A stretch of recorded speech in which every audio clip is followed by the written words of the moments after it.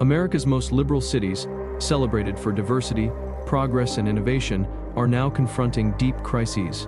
Rising crime rates, widespread homelessness, and weakened public trust in law enforcement have forced even their most loyal residents to question the path forward. In this documentary, we dive deep into these cities' struggles, examining how well-intentioned progressive policies can sometimes spiral into chaos. We also ask the most urgent question: can America's blue cities be saved before it's too late? What is a blue city? Blue cities are urban centers consistently governed by Democratic leadership, typically favoring progressive stances on criminal justice reform, social welfare, public health care, and environmental protection. These cities, including New York, Los Angeles, and San Francisco, often set trends for the rest of the nation. While the goal of these policies is to foster equity and compassion, critics argue that in practice, many have created a climate of leniency. Reduced policing, elimination of cash bail, and broad decriminalization of low-level offenses have made these cities vulnerable to rising crime and social disorder. The tension lies in the balance between idealism and public safety. Chicago, the third largest city in the U.S., has long battled a reputation for violence. In neighborhoods like Englewood and Austin, gun violence is a daily reality. In recent years, the city has recorded over 700 homicides in a single year, many involving young victims. Progressive leadership has emphasized reform over enforcement, focusing on community outreach, education, and police accountability. But critics say the reforms have emboldened criminals and weakened police morale. Officers feel unsupported. Residents feel unprotected. With carjackings, burglaries, and shootings on the rise, Chicago stands as a powerful example of what happens when safety and reform fall out of balance. Baltimore. Once a thriving port city, Baltimore has seen decades of economic decline and social disintegration. It now ranks among the top U.S. cities for murder rates. Many of its neighborhoods, plagued by poverty, addiction, and failing schools, are locked in a cycle of hopelessness.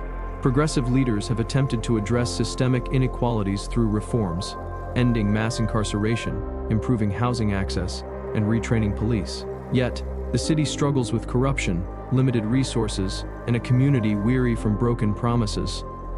The thin line between compassionate governance and operational collapse is sharply visible in Baltimore's daily reality. San Francisco, known for innovation and inclusivity, San Francisco now faces a crisis of identity.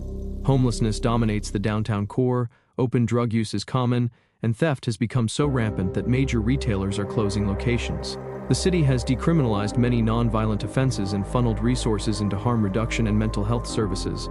But enforcement has lagged, and many feel that the city's soft-touch approach has allowed dysfunction to spread unchecked.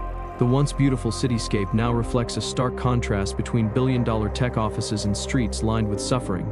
Portland embraced radical change after the protests of 2020. It cut police funding, removed school resource officers, and focused on social justice. But while the intent was transformation, the reality has included surging homicides, widespread vandalism, and a mass exodus of law enforcement officers. Business closures and community fear have reshaped the city's reputation.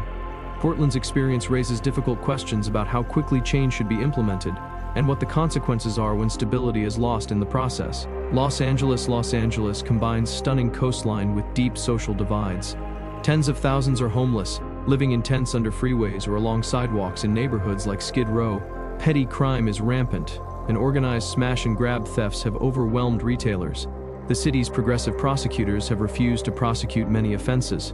Critics argue that without consequences, criminals are emboldened, police departments are understaffed, and public confidence is plummeting. LA is becoming a battleground over whether reform can coexist with enforcement. New York's progressive policies have redefined justice, but not without controversy. Bail reform, designed to reduce racial disparities, has led to repeat offenders being released within hours. Meanwhile, the NYPD has scaled back on proactive policing amid political pressure. The result? Subway violence, random assaults, and rising property crime. While neighborhoods like Manhattan and Brooklyn flourish economically, working-class areas suffer. Mayor Eric Adams has promised balance, but reversing the damage won't be easy. Policy versus reality across these cities, a common theme emerges. Policies rooted in compassion, but often disconnected from real-world consequences. Leaders focus on equity and rights, but in doing so, some have failed to maintain basic safety and order. Social progress cannot come at the cost of public security. Residents, especially in poor and minority neighborhoods, suffer most when crime rises. A truly just city must ensure both protection and opportunity. The urban exodus fed up with crime, taxes, and deteriorating quality of life. Many residents are leaving blue cities.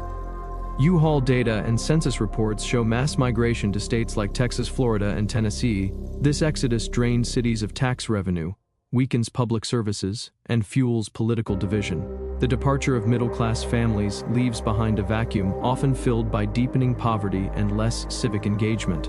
Can these cities be saved? Recovery is possible, but it requires courage. Blue cities must be willing to audit their failures, recalibrate reforms, and prioritize public safety alongside equity. This includes restoring law enforcement presence, strengthening social services, and rebuilding community trust.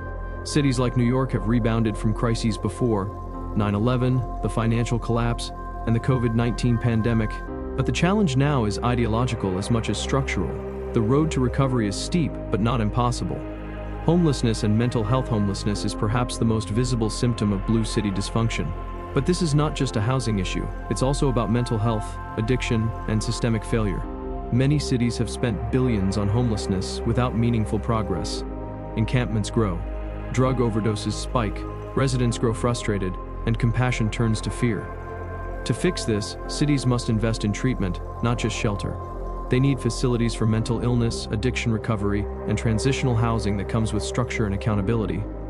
Education and youth crime. A broken education system feeds the cycle of urban decay. In many blue cities, public schools are underfunded, overcrowded, and unsafe. Graduation rates suffer, and students lack access to opportunity. This creates a pipeline from classroom to street. Gang recruitment, juvenile arrests, and school-based violence become common. If blue cities want long-term safety, they must prioritize education reform. Good schools create good citizens and safer communities. Police and public trust. Police reform is necessary, but reform must not become abandonment. Many blue cities have seen trust in police erode from both sides.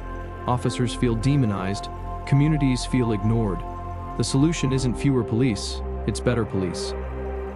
Well-trained, community-oriented officers are key to restoring order and rebuilding relationships. Oversight and accountability must be real, but so must support for the difficult job of policing.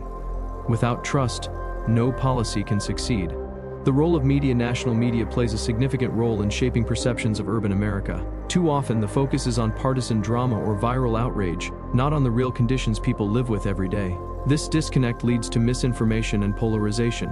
It also prevents honest conversations about what's working, what's failing, and what needs to change. Local journalism, data-driven reporting, and citizen storytelling are crucial in holding leaders accountable and finding real solutions.